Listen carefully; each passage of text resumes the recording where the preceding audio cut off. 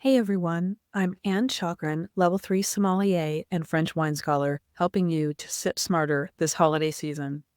Before we dive into sparkling wine tips, I want to thank today's sponsor, LKN Connect, your go-to source for local events, news, and businesses in Lake Norman. Now, let's talk about opening, serving, and storing sparkling wine like a pro, and why it's perfect for brunch. Next, on the short pour.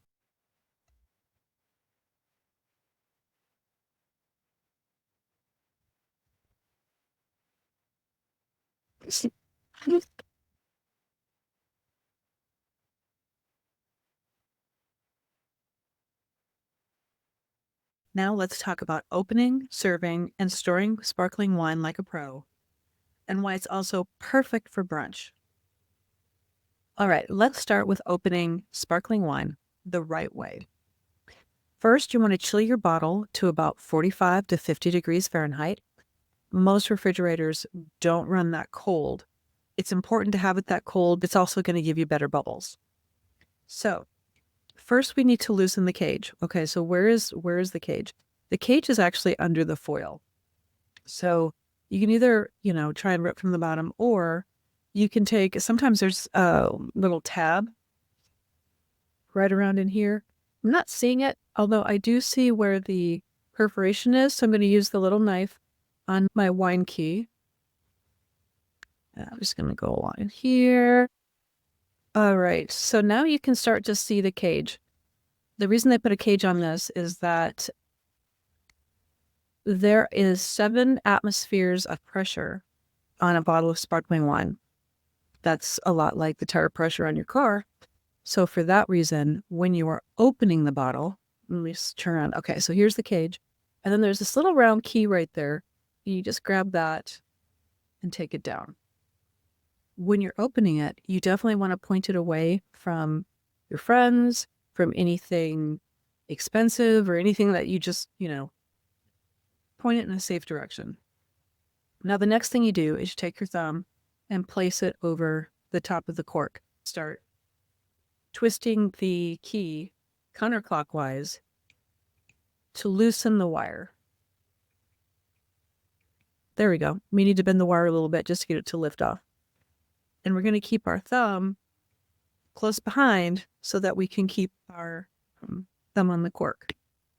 Slanted at about a 45-degree angle. And we're not going to pull the cork out. Now we want to twist the bottle and not the cork. We want there to be a nice, elegant sigh, if you will. So you can put your hand down here at the bottom of the bottle, and you've got your thumb on the cork again. So now I'm going to actually wrap my hand around the cork, and I'm going to twist the bottle. And I can already feel it trying to come out. Nice. Nice. So speaking of local flair, check out lknconnect.com to discover Lake Norman's best brunch spots. First, I'm going to use a champagne flute. This is actually a Riedel glass that was specially made for champagne or Riesling. So it's not quite as narrow as most glasses that you see. And as you notice, I poured from a 45-degree angle. And look at those bubbles. The coupe is a little less advantageous from a flavor standpoint because you do end up losing a lot of the bubbles right away. And so the champagne can go a little bit flat sooner because, again, you've got this whole surface area for all of the effervescence to leave the glass, as opposed to the narrow flute where it forces the bubbles to come up. What do we serve with champagne? The best are salty snack foods, also fried foods. The other direction to go is a little bit bougie.